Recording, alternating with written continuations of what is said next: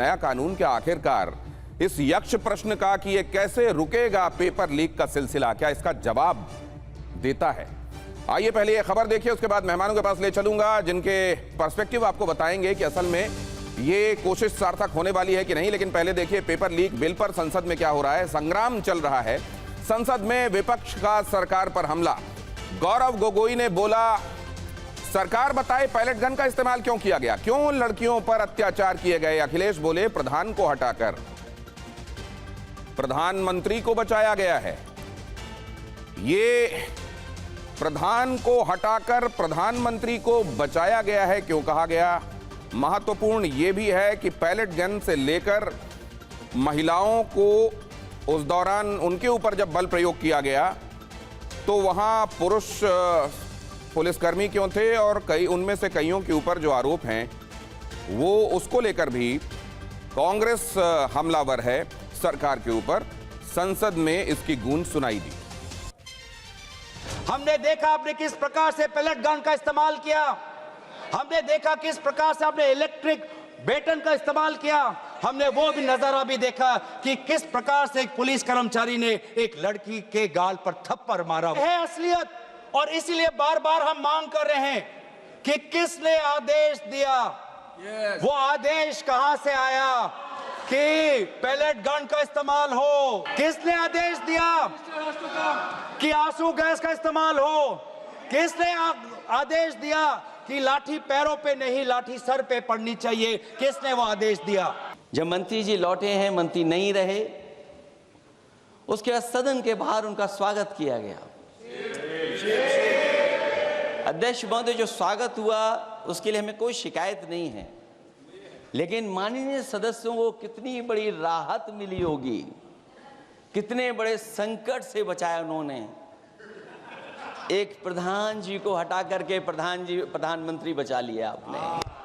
प्रधानमंत्री श्री नरेंद्र मोदी जी तो वो नेता हैं जो यूथ लेड डेवलपमेंट का मूल मंत्र देते हैं विकसित भारत के संकल्प को सिद्ध करने के लिए।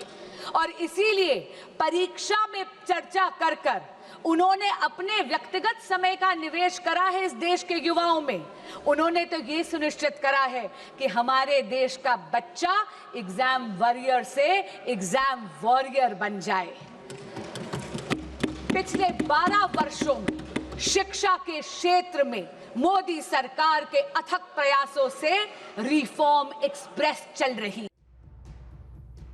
हमारे साथ जो मेहमान जुड़ रहे हैं उनसे आपका परिचय करा देता हूं। अभी तक जो मेहमान जुड़ चुके हैं उनको स्क्रीन पर लाइए ताकि मैं देख सकूं कौन कौन हमारे साथ जुड़ चुके हैं और उनका परिचय अपने दर्शकों से करा सकूं। यहां आपको रोहन गुप्ता दिखाई दे रहे हैं भारतीय जनता पार्टी की तरफ से अपनी बात रखने के लिए। हमारे साथ सुनील साजन जी जुड़ चुके हैं समाजवादी पार्टी की तरफ से अपनी बात कहने के लिए। और इसके अतिरिक्त हमारे साथ शिक्षाविद भी जुड़ रहे हैं, रणबीर सिंह जी, जो कि ज्वाइंट सेक्रेटरी रहे हैं CBSE के और हमारे साथ इस चर्चा में जुड़ रहे हैं।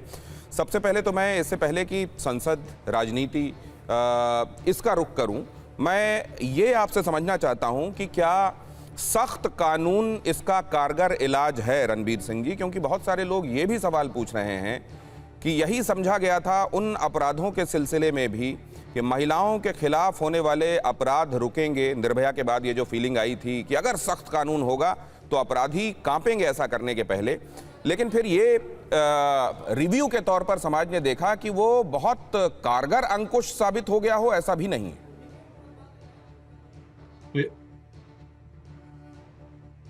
जी मेरा मत है कि जो सरकारी व्यवस्था में जो भी लोग जो भी सिस्टम में काम करते हैं, हाँ, जब उनकी लापरवाही होती है और जब वो लोग ठीक से काम नहीं कर पाते और काम करना नहीं चाहते, अपनी जिम्मेदारियों का वहन नहीं करना जानते और ना करना चाहते हैं, तो ऐसी घटनाएं घटती हैं।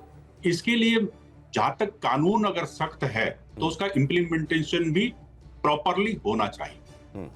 अब देखिए NTA है और NTA से पहले CBSE का भी बवाल आया।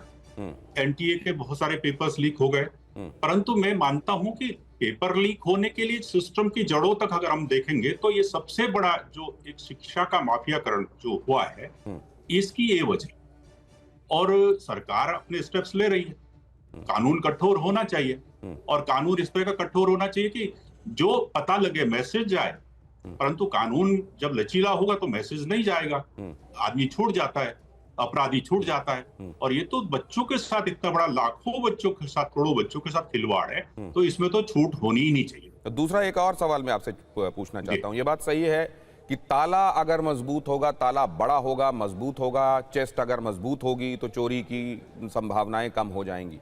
लेकिन इसके साथ साथ एक बात और है कि इनमें कन्विक्शन रेट अगर अभी आप देखें, कानून कोई भी रहा हो, लेकिन एजेंसीज जो जांच करती हैं, जिनका काम ये है कि वो अदालतों के पास ले जाएं लोगों को जो इसके लिए जिम्मेदार हैं और उस केस को अदालत में सब्सटेंशिएट कर सकें सबूतों के साथ और उनको सजा दिलवा सकें।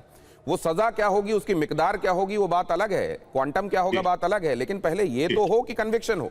इन मामलों में कन्विक्शन रेट देखते हुए क्या आपको लगता है फास्ट ट्रैक कोर्ट और दूसरे कड़ा कानून ये इफेक्टिव हो जाएंगे फिलहाल चीजों को रोकने के लिए बहुत हद तक, इफ नॉट फुल प्रूफ?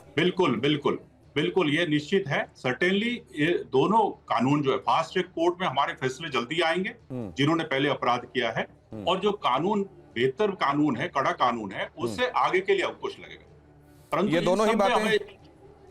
दोनों ही बातें इन प्रिंसिपल ये समझा जा रहा है कि बहुत हद तक इसको रोकने में कामयाब रहेंगी। डॉली शर्मा भी हमारे साथ जुड़ चुकी हैं, जो कि कांग्रेस की तरफ से अपनी बात कहेंगी, और मलूक नागर हमारे साथ कुछ ही देर में जुड़ने वाले हैं, जनरल सेक्रेटरी हैं आरएलडी के। अभी वो हमारे साथ नहीं है, लेकिन पहले मैं जरा रोहन गुप्ता जी से ये समझना चाहूंगा। रोहन गुप्ता जी, यहाँ जो आप देख रहे हैं संसद में खास तौर से विपक्ष की तरफ से रखे जाने वाले मुद्दों में इस पर्टिकुलर इश्यू को लेकर सार्थक चिंता कितनी है, और आपको क्या लग रहा है इसके साथ साथ और इसके इर्द गिर्द बहुत सारी स्कोर सेटलिंग की कोशिशें कितनी है? दिनेश जी, अगर सार्थकता की बात होती तो इस बिल पे जो डिस्कशन की 2 दिन से बात चल रही, कब से विपक्ष उस पर डिस्कस कर रहा, राजनीति नहीं करते। और बेगानी शादी में अब्दुल्ला दीवाना आपने सुना है कि जो छात्रों के साथ सरकार ने बात करके जो भी उनके मुद्दे थे वो सुलझा दिए। अब विपक्ष को लगा कि उनकी राजनीति के मुद्दे खत्म हो गए, तो अब संसद को किसी भी प्रकार से स्टॉल करके अपनी राजनीति कर रहे हैं। अरे आपके दिल में सही में स्टूडेंट्स के लिए होता तो आप जो भी एंटर पेपर लीक बिल है उस पर तो डिस्कशन करते। और दिनेश जी, किसकी ज्यादा सरकार रही? आजादी के बाद कांग्रेस पार्टी की ज्यादा सरकार रही। क्यों आज तक वो ऐसा कोई भी एक लॉ नहीं लाया जो पेपर लीक के खिलाफ हो? क्यों जो भी माफिया की हिम्मत क्यों बढ़ी? आपका लॉ ही नहीं होगा तो आप इंप्लीमेंट क्या करेंगे? 2010 में जब कांग्रेस की सरकार थी तब एक हाई पावर कमिटी बनी जिसने क्लियरली रेकमेंड किया कि इमीडिएटली ये एंटी पेपर लीक लॉ लाना चाहिए। क्यों उनकी सरकार नहीं ले पाई? आपके 60-65 साल के पाप ये सरकार धो रही है। एक लॉन्ग टर्म प्रोसेस है जहां पे एक सिंसियरिटी से सरकार प्रयास कर रही है कि किसी भी प्रकार से एक स्ट्रांग लॉ लेके आए। इंप्लीमेंटेशन बिल्कुल वो तो इच्छा शक्ति पे है सरकार की, और ये सरकार आप जानते हैं इच्छा शक्ति के मामले में इंप्लीमेंटेशन में कभी भी गोताई नहीं बरतती। तो जब एक लॉ लेके आया जा रहा है, आप बोल रहे हैं कि हम स्टूडेंट के साथ खड़े हैं, तो इसके डिस्कशन को बाधा उठ के आप क्या देश के सामने साबित कर रहे हैं? क्या ये राजनीति का मुद्दा है? अगर आपके लिए राजनीति का मुद्दा नहीं होता तो जंतर मंतर पे जब स्टूडेंट थे आपके नेता वहां पे जाके बैठते, तब तो थे नहीं यहाँ पे। अगर राजनीति का मुद्दा नहीं होता तो जब उन्होंने अपना जो भी लॉ अपनी डिमांड खत्म हो गई, उसके बाद में वो लोग भी समझ गए कि नहीं, सरकार संवेदनशील है, हमको साथ में काम करना चाहिए। आप संसद में अपनी राजनीति नहीं करते, आपको लग गया कि अरे ये तो मुद्दा खत्म हो गया, हम रह गए, हमारी राजनीति रह गई।